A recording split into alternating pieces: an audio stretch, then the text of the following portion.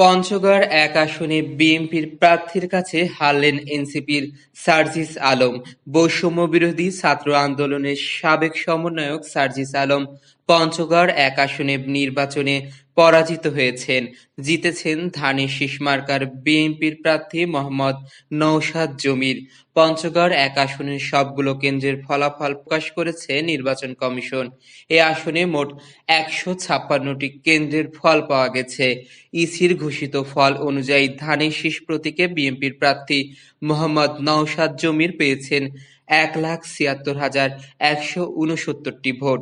তার নিকটতম প্রতিদ্বন্দ্বী শাপলাকলী প্রতীকের প্রার্থী সার্জিস আলম পেয়েছেন ১,৬৮,০৪৯টি ভোট।